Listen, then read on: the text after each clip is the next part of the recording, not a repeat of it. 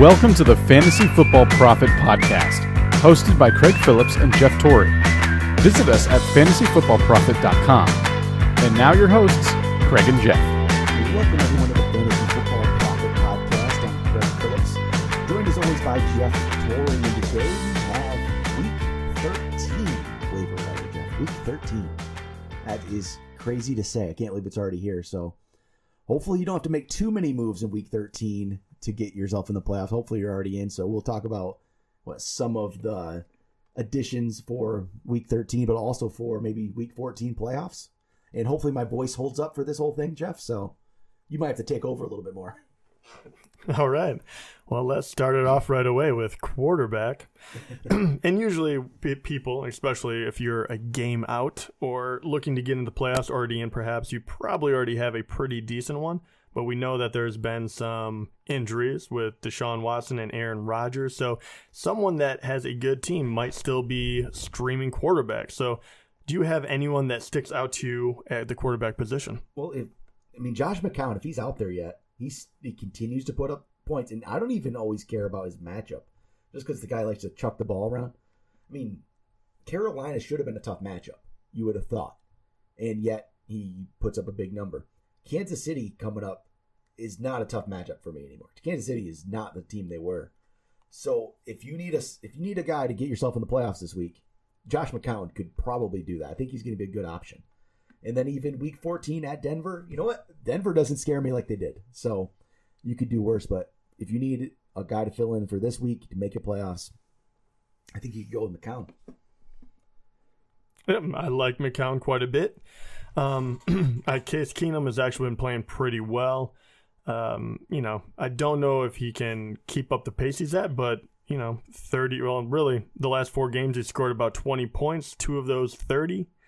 He's going against an Atlanta team next week. Kind of, I don't know, you'd call him middle of the road maybe as far as against the pass. So he would be a healthy pick as well. This is my question to you. So those would be kind of the ones that you're, and also, I don't know what is going to be kind of held for him, but Jameis Winston might be coming back. Mm-hmm. I don't know about how I feel about that because obviously I don't know too much about it as of yet, but he's going against Green Bay, and obviously Green Bay just gave up a bunch, so that would be a very good matchup for him. So that's an interesting play as well. If you're desperate, maybe. If you're in a tough spot, Jameis, he's not I don't think he's a bad quarterback. I guess the jury's still out on that, but he put up some good games early on in the year before, he's had those 3 games where there's nothing won or he got hurt. So I don't know what the injury situation was like, but if Jameis could be, I'd rather have Jameis than I would probably Andy Dalton or Eli Manning, I would think at this point.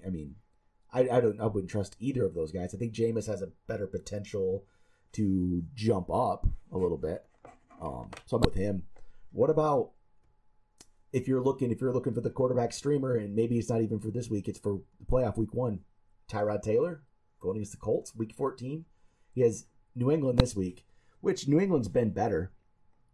So if you're already in the playoffs, but you need the quarterback, what do you think about that, Tyrod? If you're hurting, I don't mind it, but more than likely the guy isn't going to get you. I think 20 is probably as much as you can hope for. In the playoffs, I like to look a little more high end. He scored 30 once against the New York Giants. And I don't know. That whole team is kind of a dangerous place to hang your hat. Even McCoy has been up and down. So I'm a little worried about the Tyrod play. That's just me. I think I would actually rather go with a McCown or Keenum that we talked about before that. And somehow in ESPN leagues, Aaron Rodgers is owned more than Case Keenum right now at this point. So, but actually, go ahead and talk about that. We make jokes because obviously, Craig threw him, stashed him on one of his teams, so I did to spite him in another one. But he, go ahead and tell him about your Aaron Rodgers idea. If he can come back Week 15. That's when he can actually come back. It really depends on, I guess, for Green Bay if they're in the running or not. The way the NFC's been going right now, no one's really standing out. They might have a shot. That's 3 games to play. So if they're within 2 games, maybe at that point of a wild card spot, and Aaron Rodgers is healthy enough to play, I think he's out there. And then at that point, I don't care who he's playing. I'm playing Aaron Rodgers for the most part. Unless you're set at quarterback, unless you have, I don't know, one of the top guys. Yeah, Tom Brady, I wouldn't start him over Brady. First of all, if you had yeah, I mean, that's very, very much true, but you're not throwing him on your bench if you have one of those guys. And if you kept him because he got hurt, then whoever you got was definitely not better than him. Well, here's the other thing is if you have extra bench spots, just steal him from your opponents. Yeah. If your opponent, that potential playoff guy, opponents have worse quarterbacks than Aaron Rodgers would be, steal him from him. I would do that too. Yeah, and normally I was very hesitant. I was kind of like, okay, Craig, that's very far-fetched. And then I kind of looked into it, and that's why I obviously threw him on my bench just to stash him away.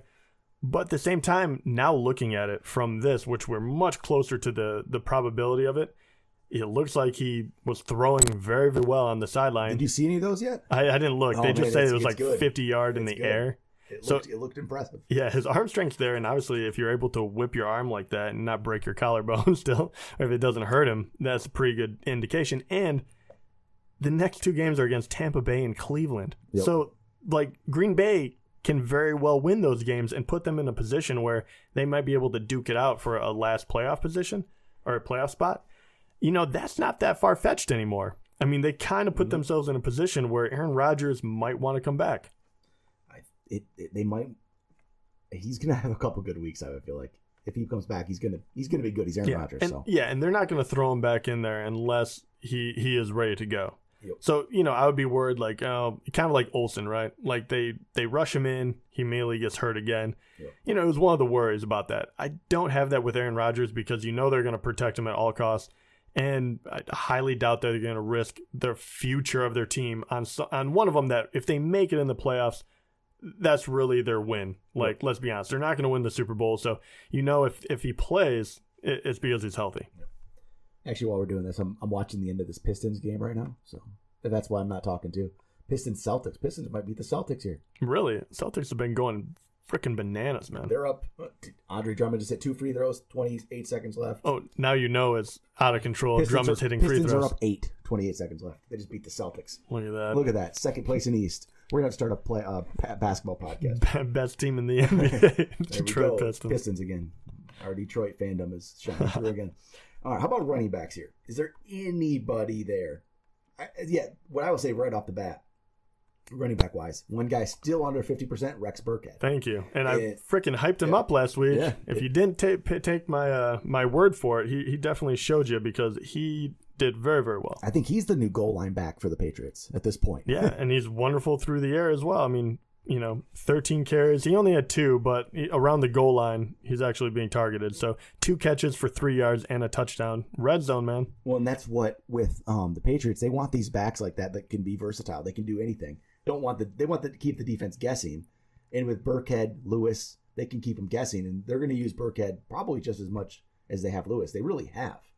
Lewis has been great, but Burkhead's not going away. So I like Burkhead. You need to be on your team. And he's very much a flex play at this point. I think he is. I think you have to pick up Burkhead. There's not a whole lot. I mean, it kind of goes into last week. There's not a whole lot here anymore. No, there isn't. That's about really the only thing that I like on this list. Other than that, I mean, you can still throw out Devontae Booker's name because Denver's been terrible and he's getting just as many snaps as Anderson, but he hasn't been any good. Yeah. So. And you could throw, Buck Allen scored another touchdown. Yeah, but and there's too many guys there now. Yeah, exactly. With Danny Woodhead back. I'm much like Burkhead, obviously. But honestly, I am not terribly interested in most of this. The running back, just not. Austin Eckler, Yeah, he's done pretty well the last, we'll say 4 out of the last 5 weeks. I still not high on him. Well, you're never going to play him. Yeah. Right? I mean, in what world are you playing him? It's just not going to happen right now. Unless Gordon got hurt. And even then, I wouldn't trust it. Right. And I guess the only other one that you might have an interest in, even though I'm very, what about Rod Smith? Maybe. I was going to say, it's kind of it's an offense, man. It's just yeah. I mean, you're just wondering if Smith comes back and then it changes the whole dynamic of the thing. Yep. and then who knows? Supposedly McFadden, he got let go, right? So, or they decide to part ways. Yeah, I don't know if it's official. Yeah, I don't know either, but this is what I heard. So, who knows? Maybe he finds a playoff team that actually needs an old runner. It's quite possible, but other than that, I mean, really, Burkhead I feel is the only one left out there. And then if you really want to take a wild stab at it, you could try for the young guy in Rod Smith. Yep. All right, wide receivers. Bring up some names here. One of the guys, I'm just going to say his name, get it out of the way quick because we talk about him a lot. Josh Doxson caught another touchdown, so he's always getting touchdowns. And if you need a fill-in guy for some reason, he's always there. He's always a possibility. Martavis Bryant scored a touchdown, but are you even interested? Because if Juju's back, I feel like he's not going to be as involved as he was. And even being that, he wasn't like terribly involved. So no, yeah, he wasn't. I mean, this guy's always going to be kind of a home run threat. I would throw, like, obviously, for me, I stagger, right? Like, if you really need a wide receiver, I'd probably throw him down the line in case you don't get the other ones. So he's still on my radar, but he definitely wouldn't be my number one guy, especially if they tell you that Juju Schuster is going to play. The problem with that is that might be like a game time decision. So if you grab Martavis Bryant, you might be just grabbing a guy that's going to be, kind of the odd man out. All right, so how about the Cleveland receivers? Corey Coleman, and might as well talk about Josh Gordon. He's coming back. Yeah, I was going to say Josh Gordon is, I mean, it's very interesting. It is. But at the same time, do you really expect anything? The guy hasn't played in I don't even know how long. Okay, the thing is, though, what they're 0-12 or 0-11, I think they're just going to see what they have. I don't doubt it. I just don't know if he's even in football shape. Like, I have no idea.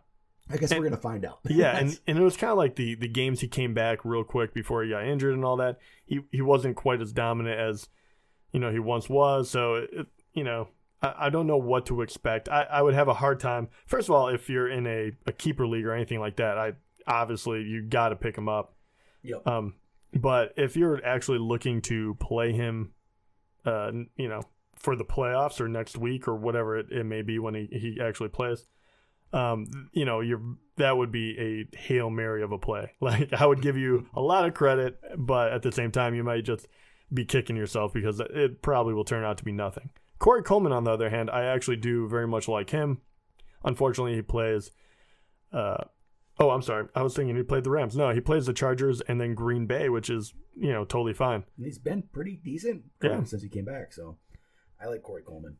And then, D.D. Westbrook is actually getting some targets. That's another one. He's actually getting a few targets. So I'm kind of interested in Westbrook yet, as I have been. I like to see him getting targets. He didn't do a lot with him yet, and he plays with a terrible, terrible quarterback. So that's his downfall. But they're good there. But probably not starting it. Or you're not going to, unless you're in a really, really deep league. Anybody else here? It's just a crapshoot. There's no sure thing. No, it's just a lot of guys that. Once again, I'm still a little.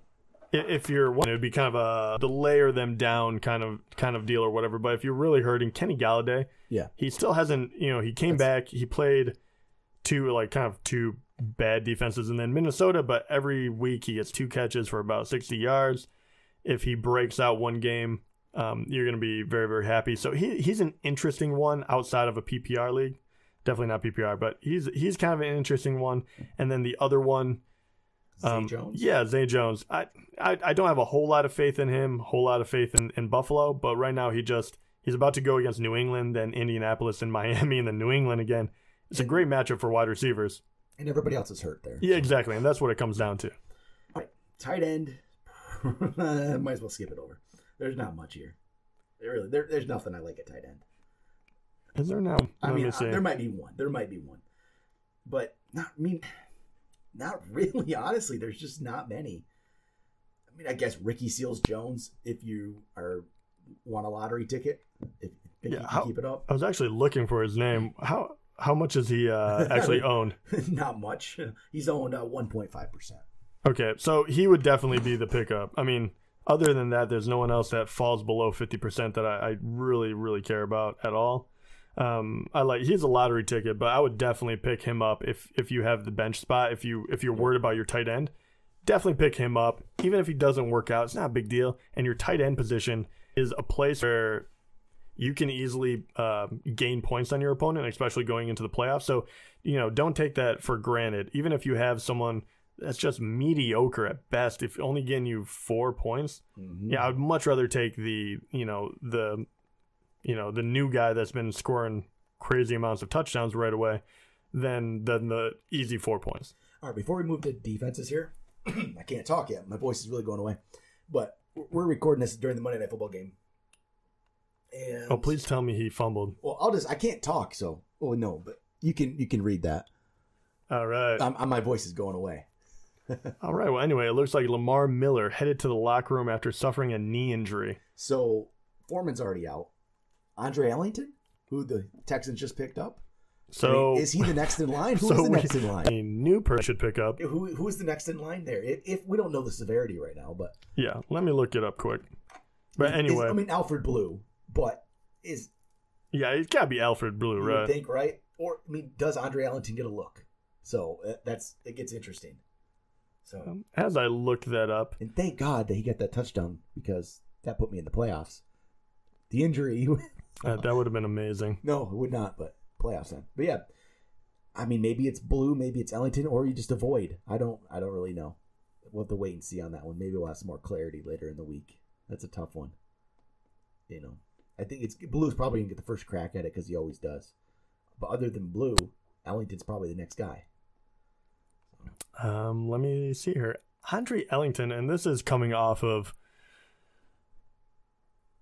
Roto World, by the way. I'm just looking at the depth chart, and even though Andre Ellington was just claimed off waivers, he is actually put above Alfred Blue. So take that with a grain of salt. But at the same time, that's a very interesting one. Alfred Blue has been there for quite a few years. He has always been kind of serviceable, nothing great. You kind of know what he has in him. So Andre Ellington may be a pickup. And we'll see. I guess to see what Blue can do the rest of this game because Ellington's not active. I don't believe. No, he's not tonight. So we'll see what he can do the rest of this game. All right. So defenses. How about some defenses here? Yeah, very important going forward. This is a big deal here for this final stretch here.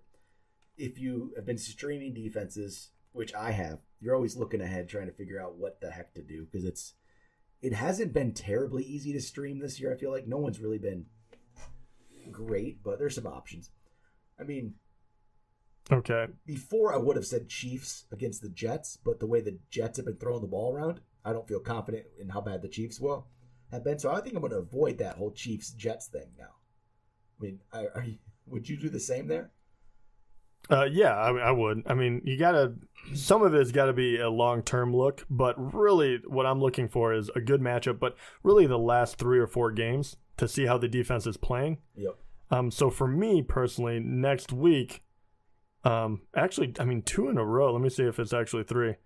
No, just 2. Maybe even KC, but the Chargers, which are actually, they're ranked 7th overall, or actually probably a little higher than that now. And they're going against Cleveland and then Washington and then KC.